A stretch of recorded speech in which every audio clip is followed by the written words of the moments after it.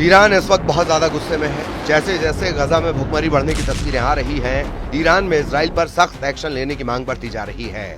अब तो इराक के सबसे बड़े धर्मगुरु ने भी कह दिया कि अरब देशों को मिलकर इजराइल को रोकना चाहिए। सवाल है कि क्या गजा को लेकर नया युद्ध शुरू होने जा रहा है? क्या इजराइल पर फिर फटने जा रही है ईरान की मिसाइल? क्या तेल अवीव और हाइफा में फिर इसी तरह होगा हमला? क्या ईरान की मिसाइलों के आगे फिर ढह जाएगा इजराइल का डिफेंस सिस्टम? इस बार इजराइल और ईरान के युद्ध की वजह परमाणु अड्डे नहीं, बल्कि गजा बन सकता है नई जंग का बड़ा ट्रिगर। गजा के हालात बता रहे हैं कि इस बर्तन में खत्म हो चुके खाने की तरह अब फलस्तीन को लेकर ईरान के साथ साथ यमन की भी बर्दाश्त करने की गुंजाइश खत्म होते जा रही है। नेतन्याहू के सामने फिर से दो मोर्चे सुपर एक्टिव हो सकते हैं। एक तरफ है यमन और दूसरी तरफ है ईरान। दोनों ही फ्रंट इजराइल के खिलाफ युद्ध के लिए दोबारा तैयार हो रहे हैं। यमन में हजारों लोग सड़कों पर उतरकर युद्ध के लिए ललकार रहे हैं, तो दूसरी तरफ नेतन्याहू के लिए फिक्र वाली खबर ईरान से है, क्योंकि ईरान की सड़कों पर अब आर या पार का नारा लगाया जा रहा है। क्या नेतन्याहू इन दोनों मोर्चों पर फिर से युद्ध लड़ने के लिए तैयार है? क्या ये डबल ट्रिगर इजराइल के लिए बहुत बड़ी मुसीबत बनने जा रहा है? ईरान का गुस्सा देखने लायक है। तेहरान की सड़कों पर लोग उतरने लगे हैं, लेकिन इस बार इजराइल पर गुस्सा गजा को लेकर फट सकता है। ट्रंप के पुतले और अमेरिका के खिलाफ नारेबाजी देखी जा सकती है। ईरान में इजराइल और अमेरिका का सिर्फ झंडा ही नहीं जलाया जा रहा, ये ईरान की मिसाइल वाली वो आग है जो जून के महीने में पूरी दुनिया देख चुकी है, जब ईरान ने तेल अवीव और हाइफा के साथ इजराइल में कई ठिकानों पर मिसाइल दागी थी, और ऐसे हर धमाकों की गूंज अमेरिका तक सुनाई दी। अब ईरान में मांग उठ रही है कि इजराइल को सबक सिखाना जरूरी है, क्योंकि गजा में लाखों लोगों का खाना पीना बंद कर दिया गया है। अगर ईरान ने इस मौके पर इजराइल पर एक्शन नहीं लिया तो गजा में लाखों लोगों की मौत होना तय है। गजा में भूख वाला संकट गहराने लगा है। 2025 में मार्च से अब तक 100 से ज्यादा लोगों की मौत सिर्फ भुखमरी से हो चुकी है। इस वक्त हजारों लोग मौत की चौखट पर पहुंच चुके हैं। पूरी दुनिया ईरान के साथ अरब देशों की तरफ देख रही है। उधर तेहरान के प्रदर्शनकारियों का कहना है कि बदकिस्मती से अरब और इस्लामिक देशों के शासक धोखा दे रहे हैं। जब हम गजा के बच्चों और महिलाओं पर जुल्म देखते हैं तो हमारी रगों में उबाल आ जाता है। क्या इन अरब शासकों को ये नहीं देखना चाहिए? क्या उन्होंने सब कुछ नजरअंदाज कर दिया है? गजा की हालत देखकर अब ईरान के बाद नई वार्निंग इराक से भी आई है, क्योंकि गजा की तस्वीरें सबको बेचैन कर रही हैं। इराक में आयतुल्लाह अली सिस्तानी ने अरब और इस्लामिक देशों से कहा है कि गजा में बच्चों, बीमारों और बुजुर्गों को नहीं बख्शा जा रहा। अरब और इस्लामिक देश इजराइल को रोकें और गजा के लोगों तक मदद पहुंचाएं। आयतुल्लाह अली सिस्तानी इराक में सबसे बड़े धर्मगुरु हैं और उनका दर्जा ईरान के सर्वोच्च नेता अली खामेनेई से कम नहीं है। सवाल है कि आगे क्या होगा? जून में हुई 12 दिन की जंग के बाद अब जुलाई के अंत में ही युद्ध का नया अलार्म बजने लगा है। ईरान और इजराइल के बीच इस बार युद्ध हुआ तो अमेरिका भी कुछ नहीं कर पाएगा। ये बात डोनाल्ड ट्रंप भी बहुत अच्छी तरह जानते हैं। ईरान भी बहुत अच्छी तरह जानता है कि इजराइल अपने फाइटर जेट फिर से तैयार कर रहा है। इजराइल के पास बहुत ही सीक्रेट एयरबेस से आए इस वीडियो ने तेहरान से लेकर मॉस्को और बीजिंग से लेकर दुनिया के तमाम हिस्सों में अलर्ट जारी कर दिया है।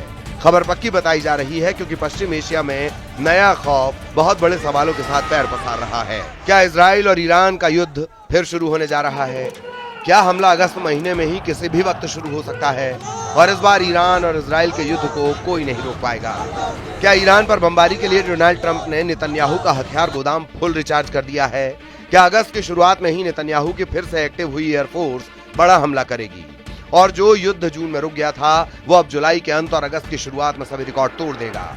ईरान और इजराइल का युद्ध किसी भी वक्त फिर से शुरू होने का डर है, क्योंकि दोनों तरफ अब संयम खत्म होता नजर आ रहा है। ये यमन की राजधानी सना है और ये इलाका सवीन चौक के नाम से जाना जाता है। यहाँ इजराइल के खिलाफ हजारों लोगों का गुस्सा देखिए। यमन ही नहीं, ईरान, फलस्तीन, लेबनान और हिजबुल्लाह के झंडों के साथ इजराइल के खिलाफ ऐसी नारेबाजी हो रही है जिसके शब्द सुनकर नेतन्याहू का गुस्सा कई गुना बढ़ सकता है। उधर यमन के प्रदर्शनकारियों का कहना है कि हम आज फलस्तीन में अपने भाइयों के समर्थन में जुटे हैं। हम पीछे नहीं हटेंगे, हम नहीं थकेंगे। इजराइल ने पूरे देश को तबाह करना चाहा और हम उनके सामने पहाड़ बनकर खड़े हैं। हम गजा को कभी अकेला नहीं छोड़ेंगे, चाहे कुछ भी हो जाए। हम गजा के लोगों से माफी चाहते हैं, क्योंकि हम उनके लिए कुछ नहीं कर पा रहे। काश हम उन तक पहुंच पाते। फलस्तीन हमारे दिलों में है। यमन पर कई बार इजराइल और अमेरिका हमला कर चुके हैं। यमन के बंदरगाह पर कई बार बमबारी हो चुकी है, लेकिन यमन के तेवर हल्के नहीं पड़ रहे। यमन में लोग इजराइल के खिलाफ युद्ध लड़ना चाहते हैं। इजराइल यहाँ से 2000 किलोमीटर दूर है और इन लोगों और इजराइल के बीच सऊदी अरब की जमीन है। इसीलिए कहा जा रहा है कि नेतन्याहू के सामने फिर से दो मोर्चे सुपर एक्टिव हो चुके हैं। एक तरफ है यमन और दूसरी तरफ है ईरान। दोनों ही फ्रंट इजराइल के खिलाफ युद्ध के लिए दोबारा तैयार हैं। यमन में हजारों लोग सड़कों पर उतरकर युद्ध के लिए ललकार रहे हैं, तो दूसरी तरफ नेतन्याहू के लिए ईरान बड़ा सिरदर्द बन सकता है, क्योंकि ईरान की पब्लिक भी अब आर या पार के मूड में है। सवाल है कि क्या नेतन्याहू इन दोनों मोर्चों पर फिर से युद्ध लड़ने के लिए तैयार है? क्या ये डबल ट्रिगर इजराइल के लिए बहुत बड़ी मुसीबत बनने जा रहा है? 650 दिन के युद्ध के बीच गजा में मौत लगातार नाच रही है।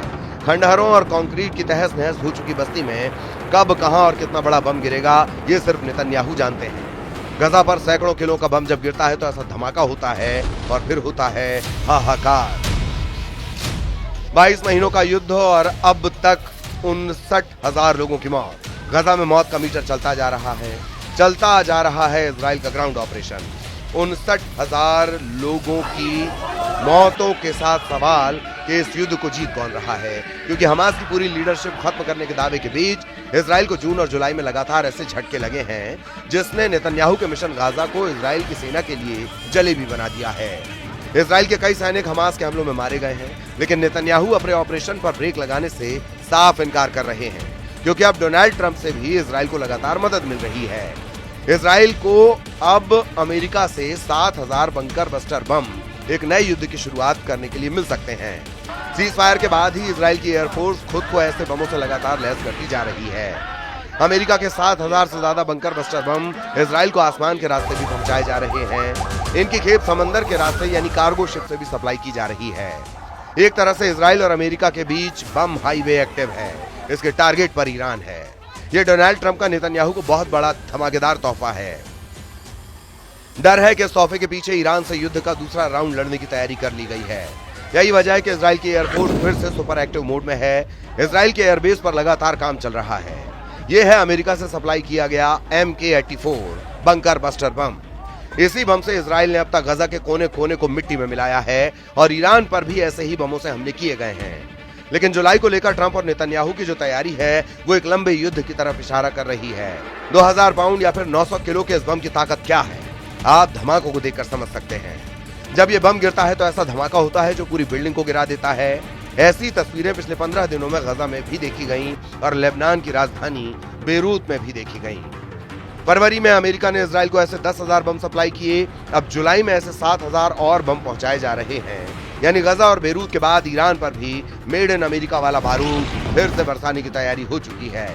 गजा से लेकर बेरूत और तेहरान तक इजराइल एयरफोर्स के विमान और इन्हीं बमों ने सबसे बड़ी तबाही मचाई है। इजराइल का ऑपरेशन राइजिंग लॉयन इस बम के बिना कभी शुरू नहीं हो पाता। ये बात नेतन्याहू और उनकी फौज बहुत अच्छी तरह जानती है। इजराइल के पूर्व रक्षा मंत्री एविगडोर लिबरमैन भी कह चुके हैं कि ईरान इजराइल से बदला लेना चाहता है, इसलिए इजराइल को ईरान पर फिर से पहले हमला कर देना चाहिए। इसमें कोई शक नहीं है कि नेतन्याहू बहुत दबाव में है। लिबरमैन जिस तरह से ईरान को ललकार रहे हैं उससे लगता है कि नेतन्याहू को कोई फैसला लेना होगा, क्योंकि अब इजराइल के अंदर ईरान से फिर युद्ध करने का प्रेशर बढ़ने लगा है। लिबरमैन इजराइल में विपक्ष की पार्टी इजराइल बेतेनू के प्रमुख हैं। उनका कहना है कि ईरान को रोकने के लिए इजराइल के पास कोई और रास्ता नहीं है, इसीलिए ईरान के परमाणु और मिसाइल ठिकानों को पूरी तरह बर्बाद कर देना चाहिए, और ये भी कि वो खुद मोसाद से कहेंगे कि ईरान में सत्ता बदलने के लिए काम किया जाए। लिबरमैन दावा करते हैं कि अगर वो इजराइल के प्रधानमंत्री होते तो ईरान पर हमला कर देते और नेतन्याहू को भी इस वक्त ऐसा ही करना चाहिए। वैसे 13 जून को ईरान पर हमला करके नेतन्याहू ने यही करने की कोशिश की थी और वो अपने मिशन में पूरी तरह फेल साबित हुए। लेकिन लिबरमैन जिस तरह से नेतन्याहू को युद्ध के लिए उकसा रहे हैं उससे साफ है कि ईरान और इजराइल के बीच बहुत खतरनाक युद्ध का खतरा फिर से मंडराने लगा है।